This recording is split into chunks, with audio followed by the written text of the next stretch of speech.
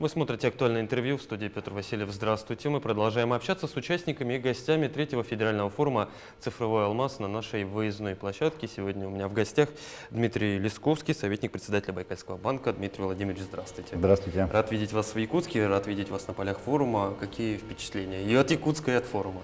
Взаимно. Ну, прежде всего, это то, что у вас уже зима. Мы немножко соскучились по зиме. От форума первое впечатление очень положительное. Много заинтересованных участников, все ходят, интересуются выставками, задают вопросы, изучают опыт друг друга. Вот на ваш взгляд, что такие форумы дают и бизнесу, и представителю, так сказать, банковской сфере? Какие-то точки соприкосновения? Для чего мы приходим сюда?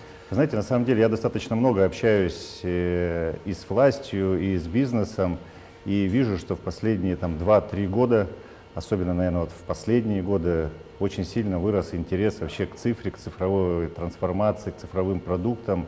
И мне кажется, что такие форумы, как сегодняшний, это как раз возможность обменяться опытом, обменяться идеями, обменяться взглядами. И таким образом придумать, наверное, что-то новое, а может быть взять что-то очень полезное у тех, кто это уже реализовал. То есть подсмотреть у коллег тоже можно? Мне кажется, это очень правильное решение, потому что часто не нужно изобретать заново, достаточно просто изучить опыт своих коллег. Лучшие практики. Мы сегодня много говорим о цифровизации. Что цифровизация сегодня дает банковской сфере, помимо тех уже продуктов, которые имеются сейчас на рынке?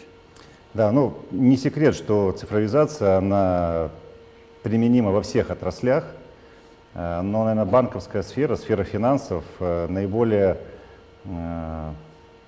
как правильно сказать, благодатная, наверное, такая отрасль для цифровизации, для внедрения технологий искусственного интеллекта, потому что это большие данные, это большое количество клиентов, и Сбер встал на путь цифровизации уже достаточно давно, и путь этот непростой, и мы по нему продолжаем идти, потому что, как мне кажется, у этого пути есть начало, но, как поется в хорошо известной песне, конца его нет. И Сбер очень активно внедряет технологии искусственного интеллекта в свои процессы. Наверное, по последним данным, более 80% всех процессов в банке так или иначе имеют в себе элементы искусственного интеллекта. Прям во все области зашло уже, можно сказать, если практически 80%? Практически во все, да. А что насчет кибербезопасности и защиты? Все-таки, если мы говорим об искусственном интеллекте, здесь важно и вторую чашу весов, так скажем, наполнять. Да, вы абсолютно правы. То есть невозможно развивать цифровые технологии без анализа, изучения и внедрения передовых решений в области кибербезопасности. И Сбер этому уделяет очень серьезное внимание. Туда вкладываются значительные ресурсы. И на сегодня, наверное, можно сказать о том, что Центр кибербезопасности в Сбере один из самых продвинутых у нас в стране. Я предлагаю поговорить еще о том, как взаимодействие идет с бизнесом у банка. Какие сегодня передовые методики, какие технологии есть для того, чтобы бизнес, физические лица, понятно, себя достаточно комфортно ощущают в банковской среде. У бизнеса есть какие-то вопросы, есть какие-то пути решения их проблем, возможно, имеющихся? Да, наверное, специфика Сбера в том, что, как я сказал, мы встали на путь цифровой трансформации по нему уже достаточно давно двигаемся, у нас есть серьезные успехи, и несколько лет назад мы для себя приняли такое стратегическое решение делиться этим опытом с нашими партнерами. Прежде всего мы сейчас говорим про корпоративный бизнес, и мы уделяем цифре очень серьезное внимание в повестке работы с нашими корпоративными клиентами. Это и малый бизнес, это и средний бизнес, и крупный, и крупнейший. А если говорить о том, с какими запросами сегодня приходит бизнес в Сбер, что чаще всего, какие болевые точки у бизнеса? Прежде всего, наверное, это операционная эффективность, это то, как можно снизить издержки с помощью новых технологий, как можно повысить качество управления. Дмитрий Владимирович, я предлагаю еще поговорить о том, вы сами упомянули про искусственный интеллект, о том, что он активно развивается. Как говорят многие ваши коллеги, я тоже этой позиции придерживаюсь, о том, что ИИ сегодня позволяет скинуть с себя рутинную работу и отдать операционку, условно говоря, искусственному интеллекту. Может ли Сбер в ближайшее время полностью делегировать операционку, на ваш взгляд, искусственному интеллекту? Мне кажется, мы во многом уже это сделали. Я достаточно давно работаю в Сбере, и еще помню времена, когда те же самые кредиты физическим лицам выдавались вот не так, как сейчас, там, в течение нескольких там, секунд принимаются решения, когда собиралось достаточно много там, людей, профессионалов, которые сидели и обсуждали, вот можно или нельзя выдать конкретному человеку конкретный кредит. Консилиум был, да? Да.